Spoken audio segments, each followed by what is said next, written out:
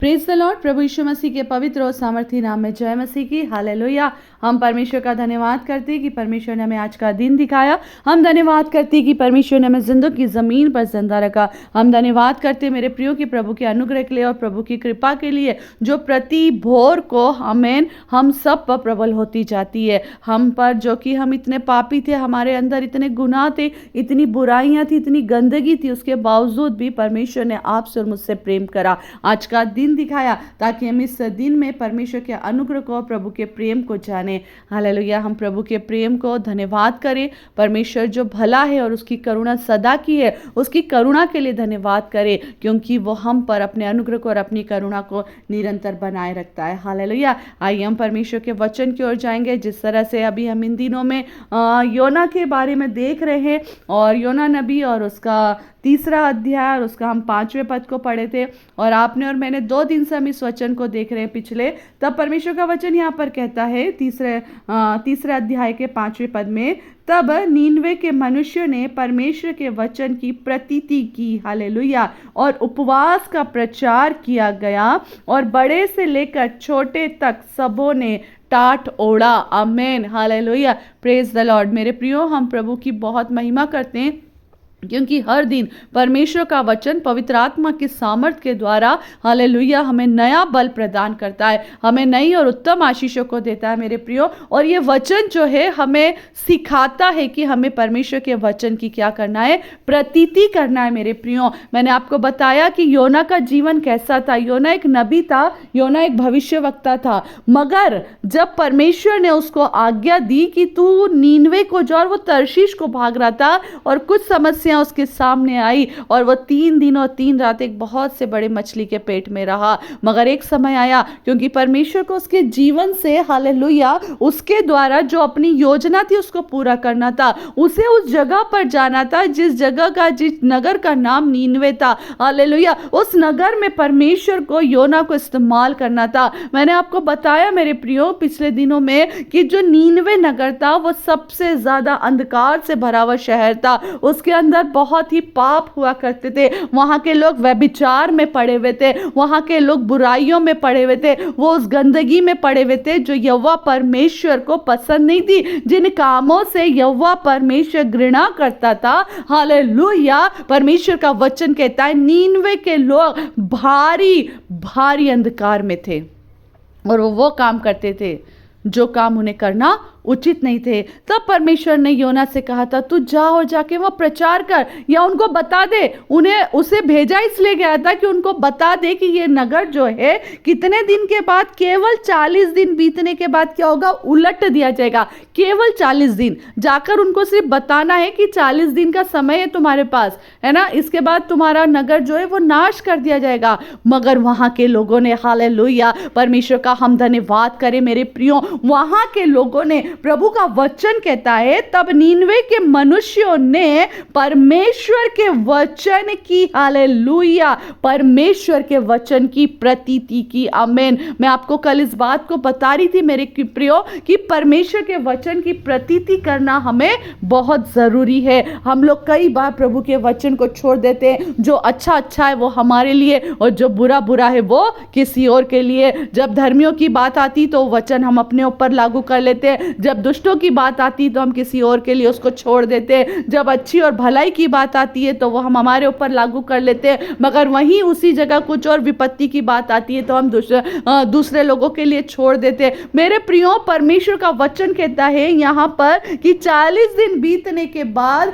40 दिन बीतने पर, हालेलुया, केवल 40 दिन बीतने पर नीनवे उलट दिया जाएगा। और तब नीनवे के मनुष्यों ने, हालेलुया, परमेश्वर के वचन की प्रतीति की, और वो जान गए कि जो व्यक्ति यहाँ पर आकर बोल रहा है वो कोई मामूली व्यक्ति नहीं है, वो कोई एक मामूली इंसान नहीं है, मगर वो कौन है, वो परमेश्वर की ओर से भेजा गया नबी है। हालेलुया। और उन्होंने परमेश्वर के, योना के बोले गए वचन से नहीं, वचन कह रहा है परमेश्वर के वचन की प्रतीति की, आमीन। और जब परमेश्वर के वचन की प्रतीति की मेरे प्रियो, मेरा परमेश्वर हालेलुया आज भी वही दया करने वाला परमेश्वर है। जब वह प्रतीति कर रहे थे हालेलुया, उनके जीवन में प्रभु ने काम किया। उन्होंने प्रतीति की और साथ ही साथ क्या करा, उपवास का प्रचार किया हालेलुया। उन्होंने वचन की प्रतीति की और उपवास का प्रचार खुद कर रहे हैं। वो अपने लोगों के लिए कह रहे हैं कि हमें मिलकर उपवास करना है। ये समय हमें अंधकार में जो पड़े हुए हैं, हमें बाहर निकलने का है। जो व्यभिचार में हम पड़े, यहाँ से बाहर निकलने का है, पश्चाताप करने का है हालेलुया। वहां के लोगों ने एक मन होकर, इतने सारे लोग थे, यहाँ बाइबल कहती है वहां पर एक संख्या है 1,20,000 लोग थे, परंतु इतने लोगों ने सब एक मन होकर के उस योना के हालेलुया, उस नबी के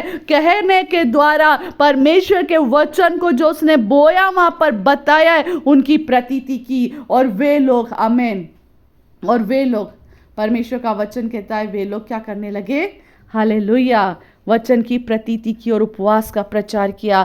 मैं आपको कल भी इस बात को बता रही थी। एक व्यक्ति और था बाइबल में जिसका नाम नूह था, और जब उसने, परमेश्वर ने उससे कहा कि नूह जाओ, जा करके एक जहाज बनाना आरंभ कर, क्योंकि कुछ समय के बाद बारिश शुरू हो जाएगी, कुछ समय के बाद जल प्रलय आ जाएगा हालेलुया। और वो जहाज बनाते जा रहा था, प्रचार करते जा रहा था, जहाज बनाते जा रहा था, प्रचार करते जा रहा था। उस समय प्रचार का मतलब भी लोगों को नहीं पता होगा, परंतु वो कह रहा था कि अपने मन को फिराओ, क्योंकि यह वह परमेश्वर अभी यहाँ पर क्या करने को है। उस समय बाइबल, परमेश्वर का वचन कहता है लोग खाते पीते रहे, शादी ब्याह होते रहे, वे लोग अपनी मौज मस्ती में थे, वे अपने आनंद में लिप्त थे, अपने सुख और विलास में लिप्त थे हालेलुया।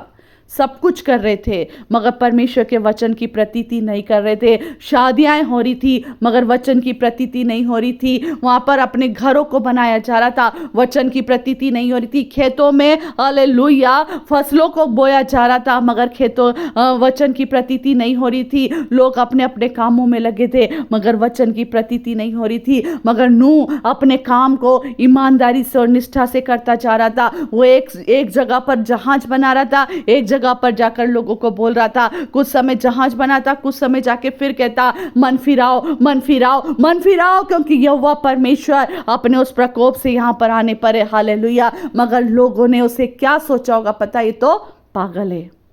जब आपके और मेरे सामने कोई सच्चाई की बात अभी कह दे कि 2 दिन के बाद ये उज्जैन शहर या जहाँ भी हम लोग हैं ये जगह जो है वो ख़त्म हो जाएगी, हम लोगों से कहेंगे तो पागल हो गया, इसमें कोई भी दिमाग नहीं है, क्योंकि हम उसकी बात की प्रतीति नहीं करेंगे, क्योंकि हम जानते कि शायद वो जो कह रहा वो गलत है। मगर मेरे प्रियो, जब परमेश्वर की आत्मा के द्वारा लोग बोले जाते हैं हालेलुया, उनका कोई वचन खाली नहीं जाता है। मेरे प्रियो, जब परमेश्वर आपके और मेरे जीवन में काम करता है तो आपको और मुझको बोलने के लिए प्रेरित करता है। योना को उसने तैयार करा कि तू जा और जाके नीनवे के लोगों को उनका पाप बता दे।